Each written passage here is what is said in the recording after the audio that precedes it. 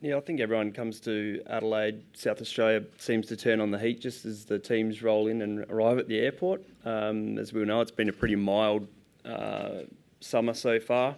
So on cue, the thermometer's gone up a few degrees, probably about 10. I think the riders and the teams kind of expect, not the worst, but expect hot, dry conditions, which we have got.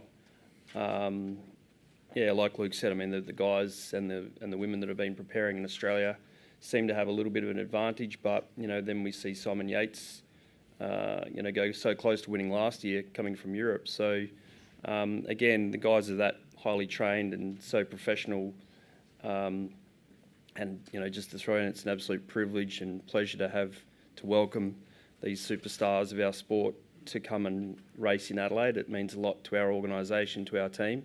So thank you all for coming down. The conditions are what they are. The guys are absolutely, the top percentage of sports, women and men on the planet. So, yeah, I'm sure they'll just deal with any conditions that we throw up. Do you get nervous at all?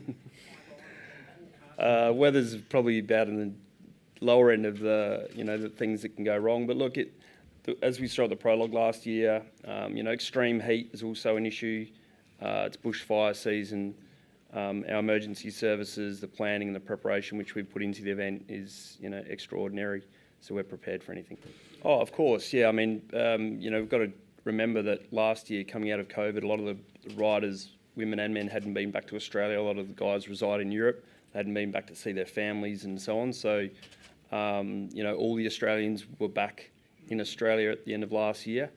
And then, we see riders like Jai Hindley, Ben O'Connor, and Jay Vine, which also have massive expectations at the Tour de France. I mean, Ben getting fourth in his first tour, and then, probably personally not achieving where he'd like to be this year. Jai Hindley winning a stage and going into yellow.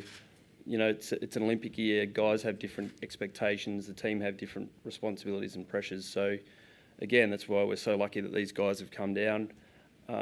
Because Julian does have a home Olympics in a few months, which which could change the balance and change the outcome of the calendar which they race. So, look, we always try to, obviously, we're negotiating to get the best riders possible, but we also have to be mindful that it is a very special year with Paris Olympics, and for especially the GC guys, their main ambitions probably are in July.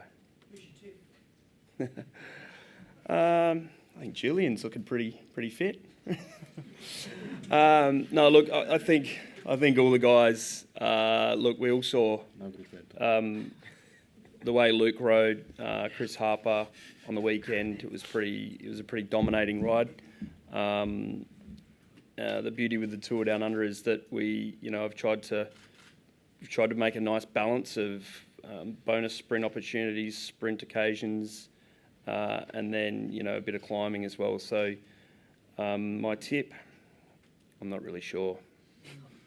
I'm going to say, it's pretty hard to say in present company. The tip will be the best rider that wins, I think. Look, whenever Jerry Ryan's in town, I think the team have an extra layer of pressure.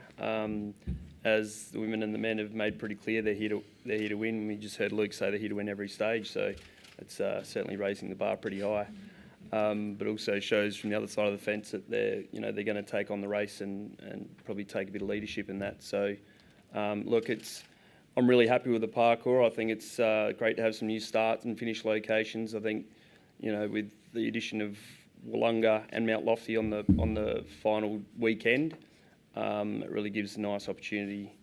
And first time finish in places like Port Elliot.